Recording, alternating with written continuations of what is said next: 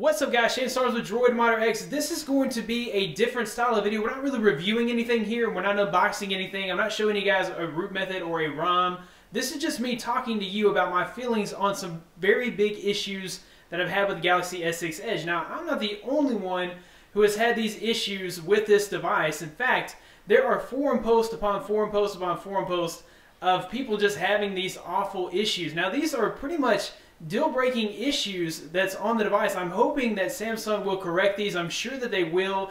The phone just released less than a month ago, so I'm sure updates can solve some of these problems. Now, I really wanted the Galaxy S6 Edge to be my favorite phone. I love the design. It is unlike anything else that I've ever seen in a phone. I really love the dual-edge screens. While they don't offer much extra functionality, they just look really cool, and it feels really great in the hand to hold. Along with that, the device really screams premium with a metal band around it and glass on both sides. This is what we've been asking Samsung to do for years now, and they finally have come through on a more premium, less plasticky design. So I really have to give them props for the design and also the camera. The camera is amazing. This has to be hands down the best camera that I have used on a smartphone, with LG G4 coming in close second, maybe tying the Galaxy S6 and Galaxy S6 Edge. So I really want the Edge to be my favorite device, but other devices are kind of raising up in my rankings like the LG G4 because they don't have the same issues that plague the Edge. Now, the first issue is incredibly obvious. It is not only an issue on the Galaxy S6 Edge, but also the Galaxy S6,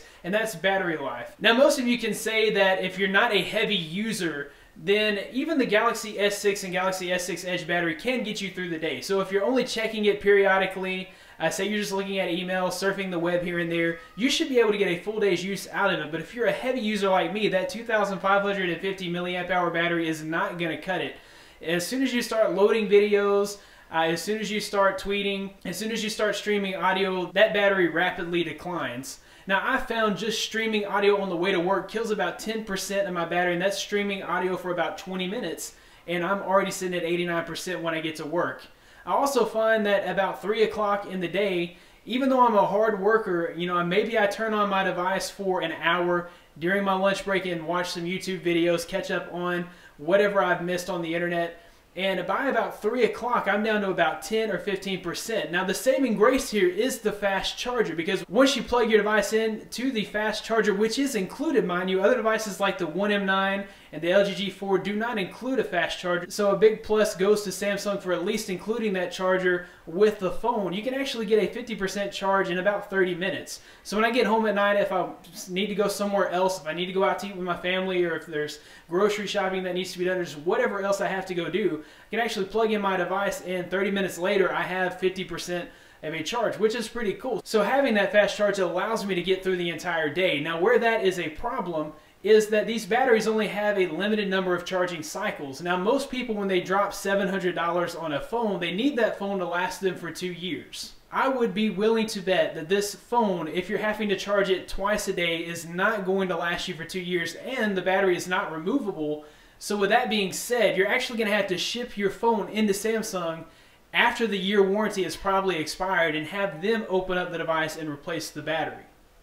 Now, there are other options. There are battery cases and portable batteries, but still, once again, you are just charging your device and limiting the amount of charges that you have on that battery. So the next problem is one that has really bugged me, and if you've caught my Twitter feed, then you already know I've complained about this quite a bit. But it is incredibly annoying. I can get through my day without an accelerometer, but when I try to do things like take pictures, all I can do is a vertical picture, all I can do is a vertical video, because my accelerometer is broke. Now, there's a mystery surrounding why it's broke, but I'm not the only one. There's hundreds or maybe even thousands of people that have reported that their accelerometer is broken, and it becomes an incredible annoyance. If I want to open an application in full screen mode, I can't just flip my phone over. I actually have to click the button in the app if it has it. Like YouTube has a button that I can click and it'll expand the screen.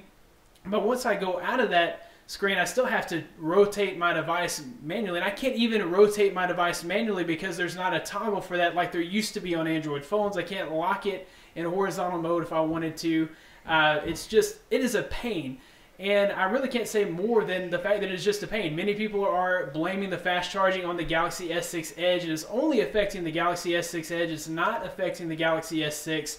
So if you have an S6, then maybe you're better off. But one thing that people have been reporting is that you can go, if you're within the first 14 days and it happens, it's happened to a lot of people in the first 14 days, you can actually go to Verizon, trade it for a brand new phone, and they're willing to do that. But then there's been a lot of people that said, their fourth phone had the same issue. So what people have been suggesting is just do not fast charge if you have the Galaxy S6 Edge, especially once you get your new device. Also, if you're getting a refurbished device, if it happens after the 14 days, be sure that that accelerometer works before you walk out the door. So the accelerometer issue is livable, and it's really not a deal breaker because of the fact that you really can go and swap the device. And Samsung, I've heard, which has never been confirmed by Samsung, they have acknowledged that the issue does exist, but they've not confirmed an update that will fix this. I've heard several people say that they heard from Samsung representatives that it was actually a software issue and not a fast charge issue.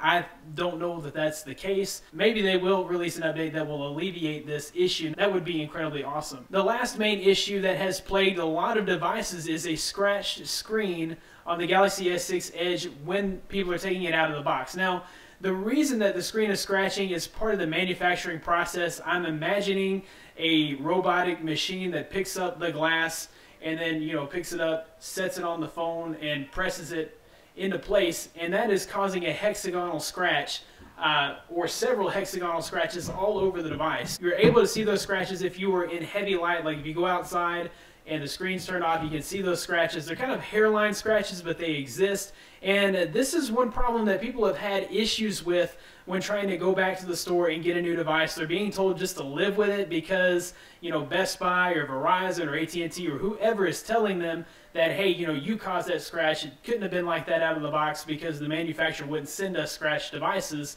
And so that has become an issue when people are trying to go take the phone back. Now, that has been an issue that's plagued a lot of people. I've not personally seen that on my device. One of my friends, Jeff, he's the guy that writes for ZenoMax's High on Android website. He's had the issue, and he had it on, I think, 2 or 3 devices. So he returned his original device. They were able to exchange it for him because it was in that first 14 days, and he saw the same thing. There were scratches on the next device, and then he took it back again. They gave him another device. That screen was scratched too, and they said, we're sorry, but you're just kind of going to have to live with it. So that's what he had to do. He just kind of had to live with the scratches. So hopefully Samsung will address these issues. Without these issues, this device would be the best device ever, hands down, in my opinion. Once these issues are fixed, this will be the best device that I've seen in a very long time. Still looking out for that Note 5, still looking out for what Google has in store with the next Nexus devices. Pretty excited about those. We'll see when they come. But anyways, guys, if you like this style of video, be sure to give it a big thumbs up. Subscribe to this channel for more content like this in the future. You can find more of me at droidmodderx.com. Follow me on Twitter at droidmodderx. Thanks, guys, for watching. Be blessed. I'll see you in the next one.